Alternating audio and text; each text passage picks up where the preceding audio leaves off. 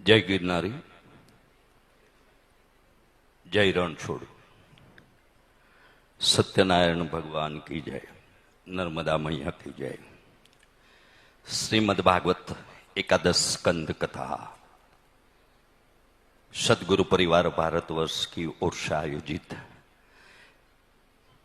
कथा स्थान गजानन आश्रम, मालसर, तहसील सिनोर, डिस्ट्रिक्ट बड़ौदा, गुजरात से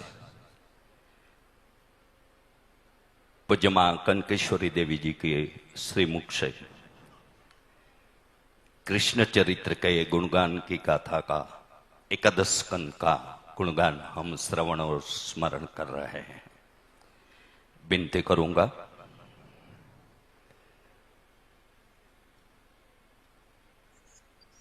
कोई व्यक्ति को इसकी उतनी कृपा मिलती है कि वो एक बार नहीं अनेक बार, मां ने कल बताया था कि एक कथा उसके संकल्प के आयोजन से चल रही, वो उसी दरमियान ही दूसरी कथा करने का संकल्प वो ले लेते हैं। वो उसकी कृपा है, द्वारिकाधीश की कृपा है, भागवत भगवान की कृपा है, मां का आशीर्वाद है। ऐसे ही सद्भागी यजमान मनोज जी सांगाई और सुषमा जी सांगाई परिवार से विनती है, वो भागवत भगवान और वक्ता पूजनिया पूज्य मां का पूजन करने के लिए कथा मंच पर आए। प्रसाद यजमान परम भगवती शिवदास जी राजूरकर परिवार अकोला महाराष्ट्र से भी विनती है, वो भी माल्यार्पण और पूजन के लिए कथा मंच पर आए, ऐसी अनुरोध कर रहा हूं। हम संतवाणी टीवी चैनल और मां कनकेश्वरी देवी जी यूट्यूब चैनल के जीवंत प्रसारण के माध्यम से ये रस अमृत का रस पी रहे हैं। रस हमेशा मीठा ही होता है, लेकिन हमारा मन अगर उसका स्वाद कोई अलग ही समझे तो वो हमारी सोच है। रस की कोई उसमें खामी या हाँ किसी को कड़वा भी लगे, ये रस ऐसा है जितना ही पियो सतत वो पीने की आकांक्षा ही रहेगी। और भक्तगण से भी विनती करूं, दादा राव महादेव राव, ललिता जी दादा राव, सदगुरु परिवार अमरावती पुष्पार्पण के लिए कथा मंच पर आ जाए। लताबाई बारड़ अमरावती, नंदाभाई गावंडे अकोला, प्रसाद जी राजूरकर अकोला, रामचंद्र जी सिंधे महानपुरी,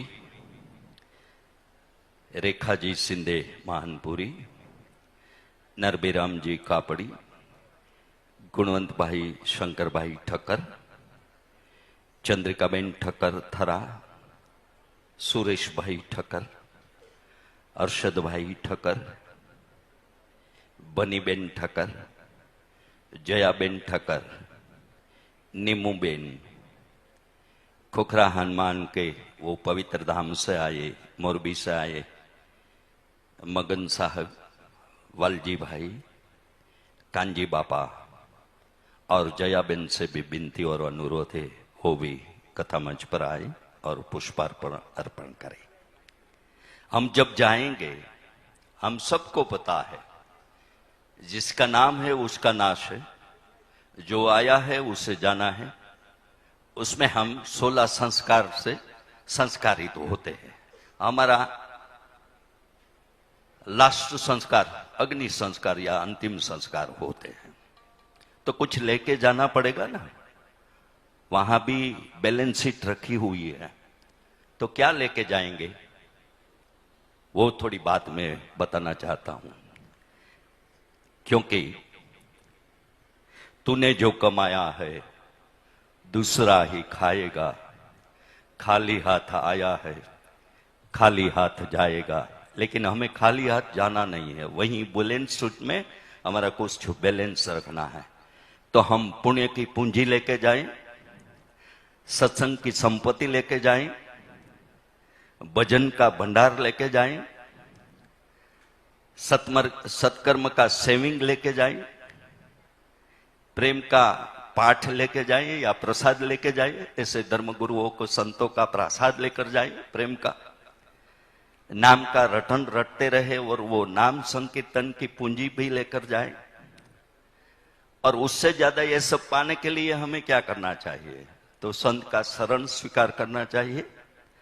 और ऐसा जिसने किया वैसे कई व्यक्तित्व को याद करूं तो मीराबाई, पुंडरीक, सकुबाई, नरसिंह, बोडाणा અને છાણીના મસ્તરામ मास्टर के जे हर एक पूनम डाकोर जाते थे, पीछे से साहब आते हैं, इंस्पेक्शन होता है, रणछोड़ राय खुद हेडमास्टर बन के उसकी ड्यूटी बजाता है। ऐसा भगवान हमारे लिए करते हैं। एक बार नहीं 52 बार बुलाया नरसिंह ने और वो आया, लेकिन तब आया जब भरोसा था, श्रद्धा था, भजन था, भक्ति थी, इसलिए वो आया। और वैसे आज हम भी मां नर्मदा के तट पर ये श्रीमद् भागवत एकादश स्कंद कथा के अंतर्गत वो द्वारकाधीश, वो भागवत भगवान और पूज्य मां की प्रेरणा और आशीर्वाद से हमें भी ऐसा स्वरूप का दर्शन मिल जाए, ऐसी कथा का हम गुणगान श्रवण करें। उनके पूर्व कथा श्रवण से ही हम पवित्र और पावन हो जाते हैं। इस श्रवण से ही ऐसा हमें मिल जाता है। तो ऐसी तृतीय दिन की भागवत एकादश स्कंद की कथा हम सबको सुनाने का, हम सबको प्रेरित करने का पूज्य प्रथम महिला महामंडलेश्वर श्री कनकेश्वरी देवी जी के श्री चरणों में प्रार्थना और विनती के साथ सभी को उद्घोषक अमरेली शरद व्यास का जय गिरनारी, जय रणछोड़, जय श्री कृष्ण।